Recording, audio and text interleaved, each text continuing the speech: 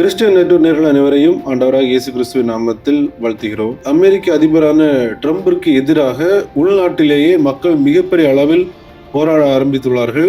இது தற்போது அமெரிக்காவில் ட்ரம்புக்கு எதிராக பெரும் சிக்கலை ஏற்படுத்தி உள்ளது. இந்த இஸ்ரேல் ஈரான் இந்த போரில் மிக முக்கியமான பல காரியங்கள் நடந்துள்ளது. குறிப்பாக ஈரான் அமெரிக்காவின் ஒரு விமானத்தின் மீது மிகப்பெரிய அளவில் தாக்குதல் நடத்தி இருக்காங்க. அதே மாதிரி இஸ்ரேலும் மிகப்பெரிய லெவல்ல ஈரானை தாக்கி இருக்கிறாங்க.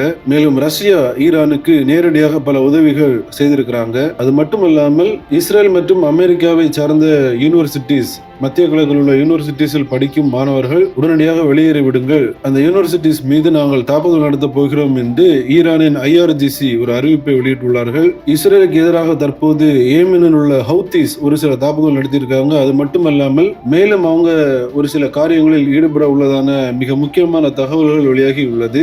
மேலும் இஸ்ரேலின் பிரதமரான பெஞ்சமின் நெத்தன்யாகு அவர்கள் ஒரு மிக முக்கியமான வீடியோ ஒன்றை வெளியிட்டுள்ளார். அதில் பல காரியங்களை அவர் தெரிவித்துள்ளார். தற்போது என்ன நடந்திருக்கிறது என்பதை இந்த வீடியோவில் நம்ம பார்க்க இருக்கிறோம். குறிப்பாக என்ன நடந்திருக்கிறது என்பதை தெரிந்து கொண்டு ஜெபிப்பதற்காகவே இந்த காணொலியை கண்டிப்பாக உங்கள் நண்பர்களுக்கும் பகிர்ந்து கொள்ளுங்கள். அவர்களும் பார்த்து ஜெபிப்பதற்கு அது ஏதுவாக இருக்கும். வாங்க வீடியோக்குள்ள போலாம்.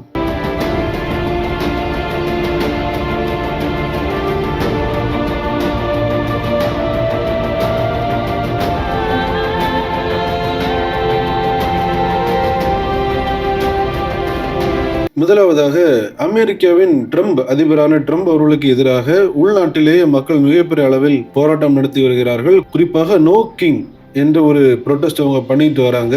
மேலும் இந்த போரை ட்ரம்ப் அவர்கள் முடிவுக்கு கொண்டு வர வேண்டும், ஈரானுக்கு எதிரான இந்த போரை முடிவுக்கு கொண்டு வர வேண்டும் என்றும், ட்ரம்ப் அவர்கள் அதிகார திமிரில் மிகப்பெரிய அளவில் ஆடுகிறார், அவர் ஒரு அரசனை போன்று நடந்து கொள்கிறார் அப்படின்னு சொல்லி ட்ரம்பிற்கு எதிராக மிகப்பெரிய அளவில் போராட்டத்தில் மக்கள் ஈடுபட்டு வராங்க. குறிப்பாக அமெரிக்காவின் பல்வேறு பகுதிகளில் மக்கள் ஒன்றாக திரண்டு, ஆயிரக்கணக்கான மக்கள் ஒன்றாக திரண்டு ட்ரம்பிற்கு எதிராக இந்த போராட்டத்தில் ஈடுபட்டுள்ளார்கள். ஏற்கனவே அமெரிக்காவின் பொருளாதாரம் படிப்படியாக சரிந்து கொண்டு வருகிறது. இந்நிலையில் தற்போது ஏற்பட்டுள்ள இந்த சூழல்கள் ட்ரம்பிற்கு மிகப்பெரிய சிக்கலை ஏற்படுத்தியுள்ளது. குறிப்பாக ட்ரம்ப் அவர்கள் என்ன சொல்லி வந்தார்கள், 48 மணி நேரத்தில் ஈரான் அந்த ஸ்ட்ரைட் ஆஃப் ஹார்மஸில் உள்ள தடையை நீக்காவிட்டால் நாங்கள் ஈரான் மீது மிகப்பெரிய அளவில், குறிப்பாக ஈரானில் உள்ள மிக முக்கியமான தளங்கள், மிக முக்கியமான எனர்ஜி ஃபெசிலிட்டிஸ், இதனை குறிவைத்து நாங்கள் தாக்குதல் நடத்துவோம் என்று ட்ரம்ப் அவர்கள் கூறியிருந்தார். அந்த 48 மணி நேரம் முடிவடையும் போது மீண்டும் அவர் என்ன கூறியிருந்தார் என்றால், 5 நாட்கள் டைம் நான் ஈரானுக்கு கொடுக்கிறேன் அப்படின்னு ட்ரம்ப் அவர்கள் கூறியிருந்தார்கள். தற்போது 10 நாட்களாக அதை மீண்டும் எக்ஸ்டெண்ட் பண்ணி உள்ளார். 48 மணி நேரம்,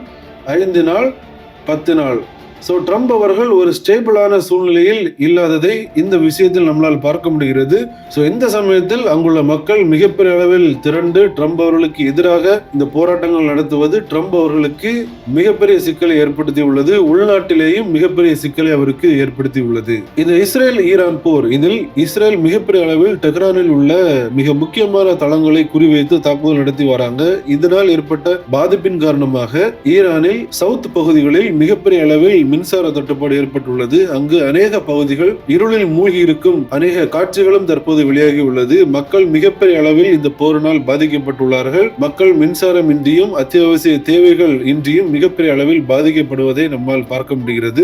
இந்த நேரத்தில் ஈரான் சவுதி அரேபியாவில் உள்ள அமெரிக்காவின் பேஸ் மீது மிகப்பெரிய ஒரு தாக்குதல் நடத்தி உள்ளார்கள். இதில் அமெரிக்காவுக்கு சொந்தமான ஒரு விமானம் மிகப்பெரிய அளவில் சேதமடைந்து காணப்படும் அந்த காட்சிகளையும் நம்மளால் பார்க்க முடிகிறது. ஈரானும் இந்த போரை அவங்க நிறுத்துவது மாதிரி இல்ல, எங்கள் மீது நடத்தின தாக்குதலுக்கு பதிலடியாக நாங்கள் என்ன வேண்டுமானாலும் செய்வோம் என்ற ஒரு சூழ்நிலையில் தற்போது ஈரான் மிகப்பெரிய லெவல்ல இந்த போரை எடுத்துட்டு போறாங்க. அது மட்டுமல்லாமல் ஈரான் மிக முக்கியமான ஒரு அறிவிப்பை கொடுத்திருக்கிறார்கள். மிடில் ஈஸ்ட் பகுதிகளில் இருக்கும் அமெரிக்கா மற்றும் இஸ்ரேலுக்கு சொந்தமான யூனிவர்சிட்டிஸ் மீது நாங்கள் தாக்குதல் நடத்த இருக்கிறோம், அதனை எங்களுடைய இலக்காக வைத்து நாங்கள் தாக்குதல் நடத்த உள்ளோம் என்று ஈரானின் IRGC ஒரு அறிவிப்பை வெளியிட்டுள்ளார்கள். இதன் காரணமாக இந்த யூனிவர்சிட்டிஸில் படித்து வரும் மாணவர்கள் அங்கிருந்து வெளியேற வேண்டிய ஒரு சூழ்நிலை தற்போது உருவாகி உள்ளது. அநேக மாணவர்களின் கல்வி பாதிப்படையக்கூடிய ஒரு சூழ்நிலை ஏற்பட்டுள்ளது. ஈரானின் இந்த அறிவிப்பு, ஒருவேளை ஈரான் தாக்குதல் நடத்தினால் அது மிகப்பெரிய விளைவை மத்திய கிழக்கில் ஏற்படுத்தும். இந்த ஈரானின் அறிவிப்பு மேலும் பதற்றத்தை மத்திய கிழக்கில் ஏற்படுத்தி உள்ளது. இந்த நேரத்தில் ரஷ்யா ஈரானுக்கு மிக முக்கியமான உதவிகளை செய்து வருகிறது. குறிப்பாக அப்கிரேடரான சில ட்ரோன்களை ஈரானுக்கு கொடுத்துள்ளாங்க. ரஷ்யா உக்ரைன் இந்த போர் நடக்கும் போது ரஷ்யா உபயோகித்த அந்த அப்கிரேடரான ட்ரோன்ஸை தற்போது ஈரானுக்கு ரஷ்யா நேரடியாக வழங்கி உள்ளது. ஈரான் இஸ்ரேல் இந்த போரில் ரஷ்யாவும் ஒரு மிக முக்கியமான பங்கு வகிக்கிறது என்பதை இந்த செய்திகள் மூலமாக நம்மளால் மிக தெளிவாக பார்க்க முடிகிறது. இஸ்ரேல் ஈரான் இந்த போர் சென்று கொண்டிருக்கக்கூடிய இந்த சூழ்நிலையில ஏமனில் உள்ள ஹவுதிஸ் என்ற அந்த குழு அவர்கள் இஸ்ரேலின் மீது ஒரு தாக்குதலை நடத்தி உள்ளார்கள். தற்போது இஸ்ரேல் மீது பல திசைகளில் இருந்து தாக்குதல் நடத்தக்கூடிய செய்திகளை நம்மளால் தினம் தினம் பார்க்க முடிகிறது. தற்போது ஹவுதிஸும் அதில் இணைந்துள்ளார்கள்.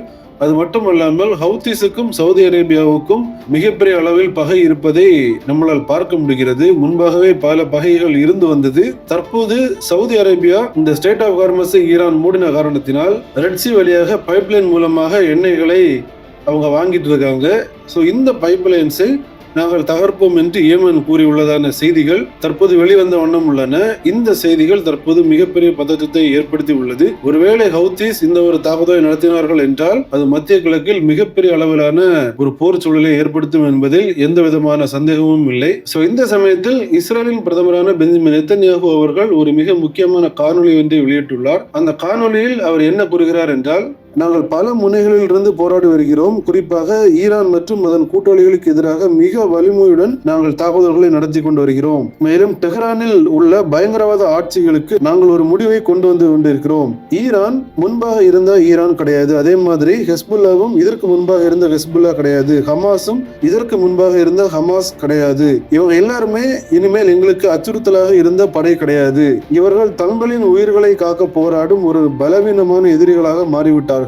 அவர்கள் எங்களை அதிர்ச்சியடைய செய்யலாம் என்று நினைத்தார்கள். ஆனால் நாங்கள் அவர்களை அதிர்ச்சியடைய செய்து விட்டோம் அப்படின்னு சொல்லி பல காரியங்களை சொல்றாரு. இஸ்ரேல் பிரதமர் கூறியுள்ள இந்த ஸ்டேட்மெண்ட் எல்லாவற்றையும் வைத்து பார்க்கும் போது அவர்கள் இந்த போரை நிறுத்துவது போன்று தெரியவில்லை. முற்றிலுமாக தங்களுக்கு எதிராக இருக்கும் அனைத்து எதிரிகளையும் அழிக்கும் ஒரு சூழ்நிலைக்குள்ளாக ஒரு நோக்கத்திற்குள்ளாக இஸ்ரேல் இருப்பதை நம்மளால் மிக தெளிவாக பார்க்க முடிகிறது. கிறிஸ்துவுக்குள் பிரியமானவர்களே, இந்த அப்டேட்டுகளை எல்லாம் உங்கள் முன்பாக கொண்டு வந்திருக்கிறோம். எல்லாருமே பார்த்திருப்பீங்க, இந்த போர் முடிவடைவது போன்று தெரியவில்லை. இந்த போர் அடுத்த கட்டத்தை நோக்கி சென்று கொண்டிருக்கிறது. பல நாடுகள் இந்த போர்களில் இணைவதையும் பார்க்க முடிகிறது. குறிப்பாக மக்கள் மிகப்பெரிய அளவில் பாதிக்கப்படுவதையும் நம்மளால் பார்க்க முடிகிறது. இந்த அப்டேட்ஸை பார்க்கிற நீங்கள் எல்லாரும் கண்டிப்பாக ஜெபிக்க வேண்டும். மக்களின் பாதுகாப்பிற்காக ஜெபிப்போம். இந்த போர் சூழல்கள் ஒரு முடிவுக்கு வரும்படியாகவும் ஜெபித்துக் கொள்வோம். இந்த காணொலியை உங்கள் நண்பர்களுக்கும் பகிர்ந்து கொள்ளுங்கள். அவர்களும் இந்த வீடியோவை பார்த்து ஜெபிப்பதற்கு அது ஏதுவாக இருக்கும். மீண்டும் இன்னொரு அப்டேட்டில் உங்களை சந்திக்கிறேன். தேவன் தாமே நம் அனைவரையும் ஆசீர்வதிப்பாராக. ஆமென்.